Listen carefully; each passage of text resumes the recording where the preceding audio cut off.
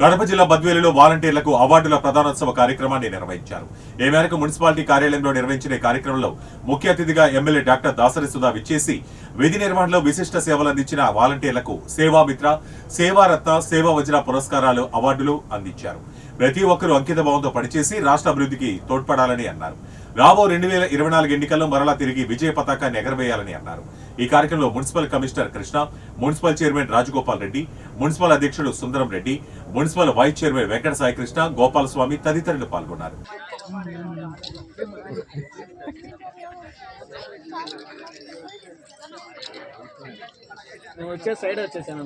వెంకట సుబ్బారెడ్డి ఉన్నాడా?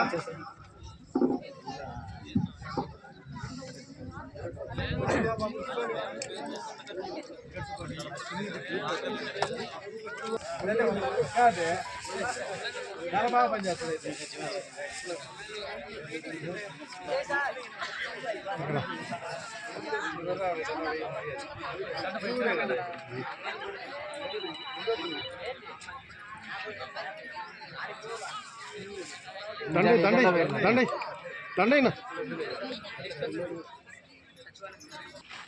స్టిక్కర్ అయిపోయి సార్, మీ కారు స్టిక్కర్ అయింది సార్. మీరు మేడం సార్, మేడం గారు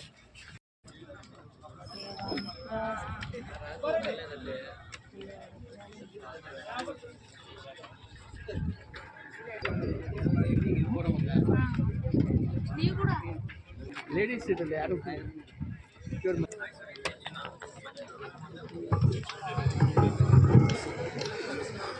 సభాధ్యక్షుడైనటువంటి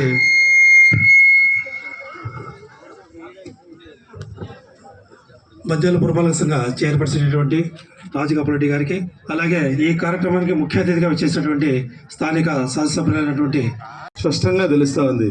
అందుకే మేమంతా కూడా మొదట్లో ఒకటి అనుకున్నాం. మాకేమనిపించేదంటే ముఖ్యమంత్రి గారు ఏంటి డైరెక్ట్గా అంతా ప్రజలకు డబ్బు ఇస్తున్నారు, డైరెక్ట్గా వాళ్ళ అకౌంట్లకు ఇస్తున్నారు, వాలంటీర్లను పెట్టి సర్వీస్ చేస్తున్నారు, మాకు ప్రజలకు కొంచెం సంబంధాలు దగ్గరగా రావడం లేదే అనేటువంటి కొన్ని విషయాలు మేము డిస్కస్ చేసుకుని, ఇది కాకుండా మన ద్వారా ఇచ్చింటే బాగుండేమోనని కూడా కాదని ఇప్పుడు కనుక్కుంటున్నాం. ఎందుకంటే లీడర్లు అనేవాళ్ళు మీరందరూ గమనించండి, ఇదంతా ప్రజలు బాగా అనేక మందికి ఉద్యోగ అవకాశాలు వచ్చినాయి. అదేవిధంగా సెంచరీ ప్లైవుడ్ ఫ్యాక్టరీ రావడం వల్ల మన ఆస్తుల విలువ అంతా పెరిగిందా లేదా? ఒకప్పుడు సెంటు 1,00,000, 2 లక్షలు ఉండేది కూడా ఇప్పుడు సెంటు 10 లక్షలు చెప్తున్నారు. దానికి కారణం ఏంది? ఈరోజు మనకు పరిశ్రమలు రావడం, ఈరోజు గవర్నమెంట్ హాస్పిటల్ ఒక అయిపోతే చాలా వార్డుల్లో కూడా తాగేదానికి నీళ్లు లేక ఆ నీళ్లు కూడా వారానికో 10 రోజులకో ఒక రోజు బురద నీళ్ళు వచ్చే పరిస్థితి. మీరు ఏం చేశారు చంద్రబాబు నాయుడు ఆనాడు ఈ మున్సిపల్ చైర్మన్ కానీ ఆనాడున్న కౌన్సిలర్ గారు ఏం చేశారు? అవార్డ్స్ ఇవన్నీ ప్రతి ఇయర్ మనం ఇస్తున్నాము. ఎందుకంటే మనము ఒక సేవని గుర్తించి వాళ్ళని ప్రోత్సహించడం కోసం మనము ఇవి వెరీ నామినల్ మీరు చేస్తున్న సర్వీస్కి యాక్చువల్గా. అయితే ఈరోజు అవుట్ ఆఫ్ 366 వాలంటీర్స్ మున్సిపాలిటీలో ఒక 10 వేకెన్సీస్ 356కి చాలా తక్కువ మంది వచ్చారు. మరి అయితే కూడా చిన్నపిల్లల్ని తీసుకొని చాలామంది అమ్మాయిలే బాగా వచ్చారు. I don't know what happen to boys, ఎందుకు రాలేదు అబ్బాయిలు మరి తెలియట్లేదు. ఏనాయనా మీ అందరి మీద ఎంతో హోప్స్ పెట్టుకున్నారు జగన్ అన్న. యాక్చువల్గా ప్రతిసారి ప్రజలని మిమ్మల్నే నమ్ముకున్నారు జగన్ అన్న. ఇందాక మీకు చాలా క్లియర్గా చెప్పారు, మోర్ దాన్ లీడర్స్. అసలు వాలంటీర్స్ని జగన్ అన్న మీరు ముందు తరంలో నెక్స్ట్ మీరే లీడర్స్గా మిమ్మల్ని తీర్చిదిద్దే ఒక కార్యక్రమం. ఎందుకంటే మీరు లోకల్గా మీకే ఎక్కువ గ్రిప్ ఉంటుంది. ఈ రోజున మేము కూడా మీ మీద ఆధారపడి ఎంత ఉంది, టీడీపీకి ఎంత ఉంది, వైసీపీకి ఎంత ఉంది, న్యూట్రల్ ఎంత ఉంది, ఇవన్నీ కూడా మేము మీ మీదనే ఆధారపడుతున్నాం. ఎందుకంటే లీడర్స్కి ఎంత తెలుసో మీరు అంత ఎక్కువగా మీరు ప్రజలతో మమేకం అవుతుంటారు. కాబట్టి మన బలం ఏంటి, బలహీనతలు ఏంటి, ఎవ్రీథింగ్ యూ నో. సో మీ మీద ఆధారపడి జగన్ అన్న మేమందరం కూడా ఈ కార్యక్రమాలన్నీ కూడా మీ మీదనే డిపెండ్ అయి ఉన్నాం. నాకేమంటే బాధ, మీ ప్రోగ్రామ్కే మీరు రాలేదు, స్పెండ్ చేసి వచ్చి మీతో ఏదైనా మీకు సమస్యలు ఏమైనా ఉంటే కూడా షేర్ చేసుకుంటే బాగుండేది. సరే, ఒకటి మీరు నమ్మాల్సింది ఏంటంటే వచ్చేది మన ప్రభుత్వమే.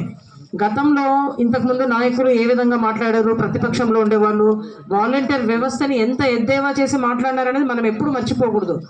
మీకు గుర్తుంటుంది కదా, మళ్ళీ ఐ నీడ్ నాట్ రిపీట్. ఎందుకంటే మీకు తెలుసు వాళ్ళు ఏ విధంగా మాట్లాడినారు, ఏ టైంలో అంటే ఆ టైంలో బోత్ 2 పార్టీల్లో ఉండే అధినాయకులు మిమ్మల్ని ఎద్దేవా చేసి మాట్లాడేది మర్చిపోవద్దు. ఏ టైంలో అంటే ఆ టైంలో ఇళ్లలోకి వెళ్తారు, ఏం పనయ్యా వీళ్ళకని ఒకరంటే ఈ సమాంతర వ్యవస్థ ఎందుకు అని ఇంకొకరు ప్రశ్నించారు. పేర్లు అవసరం లేదు, మీకు తెలుసు వాళ్ళు ఎవరు అన్నది.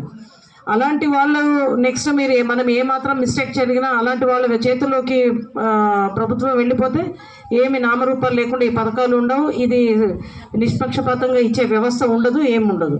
సో